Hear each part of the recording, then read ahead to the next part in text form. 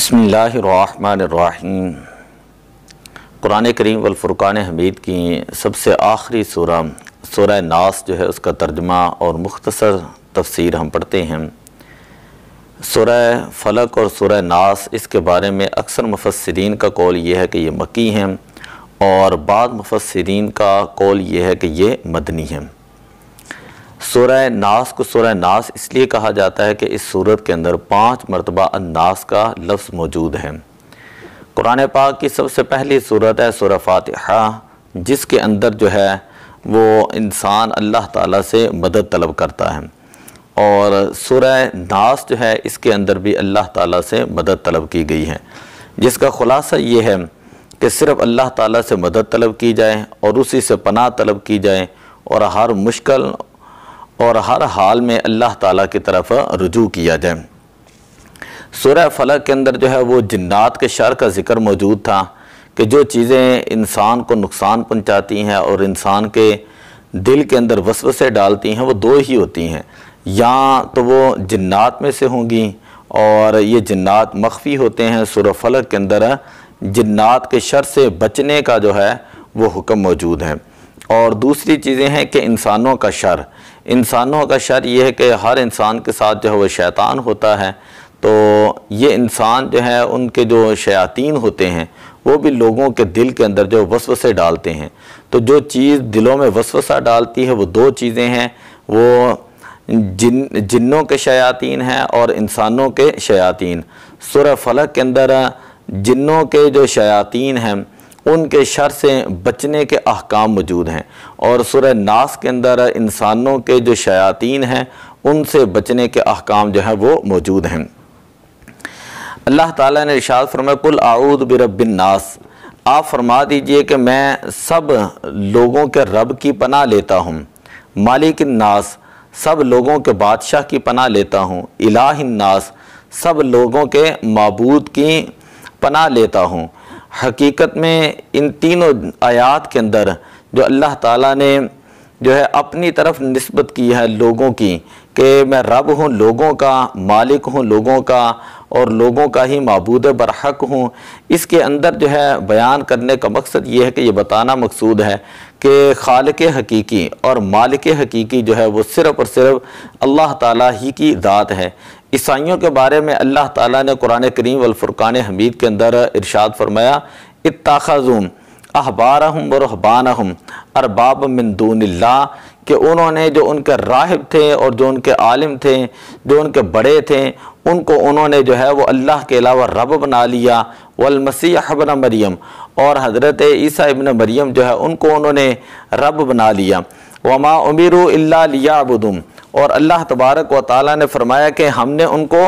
اس بات کا حکم ہی نہیں دیا تھا، ہم نے تو حکم یہ دیا تھا کہ الا لیعبدوا، صرف اللہ تعالیٰ کی عبادت کرنی ہے، کہ الہ واحدہ لا الہ الا ہوں، کہ جو واحد خدا ہے، واحد معبود برحق ہے، اور جس کے علاوہ کوئی معبود برحق نہیں ہے، سبحانہ عما یشرکون، اور اللہ تعالیٰ کی ذات پاک ہے اس سے جو وہ اللہ تعالیٰ کے ساتھ شرک ٹھہراتے ہیں۔ اور دوسری جگہ پر اللہ تعالیٰ نے ارشاد فرمایا وَلَا يَأْمُرَكُمْ أَن تَتَّخِذُوا الْمَلَائِكَةَ وَالنَّبِيِّينَ أَرْبَابًا، کہ اللہ تعالیٰ نے ان کو حکم نہیں دیا تھا کہ یہ لوگ جو ہے وہ ملائکہ کو اور نبیوں کو جو ہے یہ رب بنا لیں۔ اَيَأْمُرُكُمْ بِالْكُفْرِ بَعْدَ إِذْ أَنْتُمْ مُسْلِمُونَ، کیا اللہ تعالیٰ ان کو کفر کا حکم دے گا اس کے بعد کہ یہ لوگ انہوں نے اسلام قبول کیا؟ تو ان دونوں آیات کے اندر آپ دیکھیں کہ اللہ تعالیٰ نے یہ ارشاد فرمایا ہے کہ معبود برحق جو ہے وہ صرف اللہ ہی ہے، اور اللہ تبارک و تعالیٰ کبھی بھی کفر کا حکم نہیں دیتا، اور اللہ تبارک و تعالیٰ جو ہے وہ اس بات کو منع کرتا ہے کہ یہ اللہ تعالیٰ کے ساتھ جو ہے وہ کسی چیز کو جو ہے وہ شریک ٹھہرائیں۔ اتخذوا احبارا ورہبانہم اربابا من دون اللہ، اس آیہ مبارکہ کے اندر اور دوسری آیہ مبارکہ کے اندر۔ تو مطلب یہ ہوا کہ قل اعوذ برب الناس، کہ اے آپ پیارے حبیب صلی اللہ علیہ وسلم فرما دیجئے میں سب لوگوں کے رب کی پناہ لیتا ہوں، مالک الناس، اور سب لوگوں کے بادشاہ کی پناہ لیتا ہوں، الہ الناس، سب لوگوں کے معبود کی پناہ لیتا ہوں جو معبود برحق ہے اور جس کے علاوہ کوئی معبود نہیں ہے۔ من شر الوسواس الخناس، پیچھے ہٹ کر چھپ جانے والے کے وسوسہ ڈالنے کے شر سے۔ اب یہاں پر دو چیزیں ہیں۔ پہلی چیز یہ ہے کہ وسوسہ کسے کہا جاتا ہے، تو وسوسہ کا معنی ہے کہ کسی برے خیال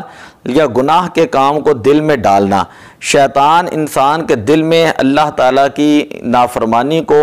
ڈالتا ہے اور اس نافرمانی کو خوشنما لباس پہنا کر اس کو اس کام کی طرف راغب کرتا ہے۔ امام ابو منصور محمد ابن محمد ماتریدی فرماتے ہیں کہ وسوسہ ایک امر معروف ہے۔ شیطان انسان کے دل میں ایسی باتیں ڈالتا ہے جس سے وہ اپنے دین میں حیران ہو جاتا ہے، اور اس کے دل میں بری خواہشات جو ہے وہ شیطان ڈالتا ہے، اور شیطان انسان کو برے کاموں کی طرف راغب اور ترغیب دیتا ہے۔ اللہ تعالیٰ نے حکم دیے جب شیطان جو ہے وہ انسان کو برائی کی طرف راغب کرے تو اس وقت فوراً جو ہے وہ انسان جو ہے وہ اللہ تعالیٰ کی پناہ طلب کرے۔ خناس کا مطلب کیا ہوتا ہے؟ خناس کے بارے میں علماء نے لکھا کہ پیچھے ہٹ جانے والا، چھپ جانے والا،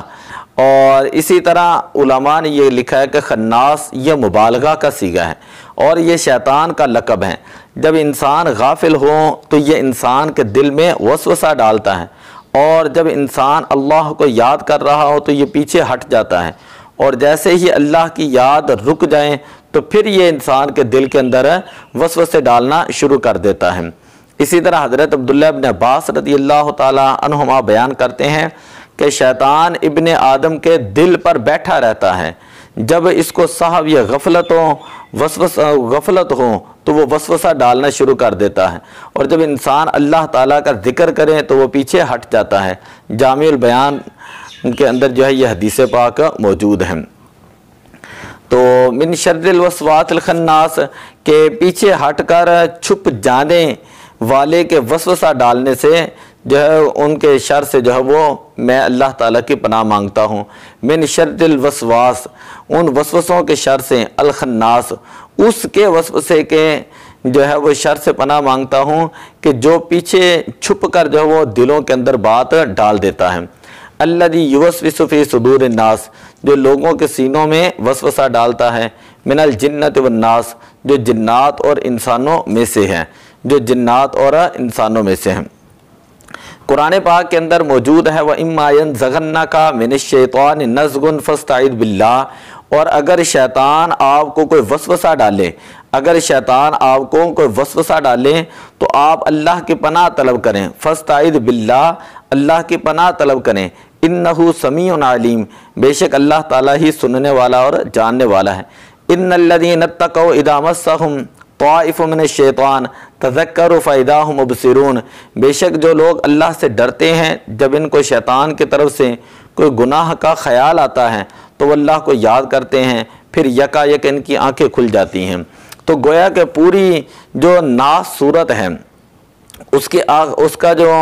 شان نزول ہے کہ جو انسانوں کے شیاطین ہیں وہ انسانوں کے دلوں کے اندر وسوسے جو ڈالتے ہیں، تو اس کا ذکر جو اللہ تعالیٰ نے سورہ اعراف کے اندر جو ہے آیت نمبر 200 اور 201 کے اندر بیان کر دیا کہ وَإِمَّا يَنزَغَنَّكَ مِنَ الشَّيْطَانِ نَزْغٌ، کہ اور اگر شیطان آپ کو کوئی وسوسہ ڈالے فَاسْتَعِذْ بِاللَّهِ، تو اللہ تعالیٰ کی پناہ طلب کریں، بے شک وہ سننے والا اور جاننے والا ہے۔ اور ان الذین اتقوا اذا مسهم، کہ بے شک جو لوگ متقی ہوتے ہیں، اللہ سے ڈرنے والے ہوتے ہیں، جب ان کو شیطان کی طرف سے جو ہے وہ کوئی گناہ کا خیال آتا ہے، تذکروا، تو وہ اللہ کو یاد کرتے ہیں، فإذا هم مبصرون، تو اس وقت ان کی آنکھیں جو ہے وہ کھل جاتی ہیں۔ انتہائی خوبصورت جو ہے وہ سورہ مبارکہ ہے۔ تو دعا ہے کہ اللہ تبارک و تعالی ہمیں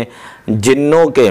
شیاطین کے شر سے بھی محفوظ فرمائے اور انسانوں کے شیاطین کے شر سے بھی اللہ تعالیٰ محفوظ فرمائے، اور اللہ تبارک و تعالیٰ ہمیں ہر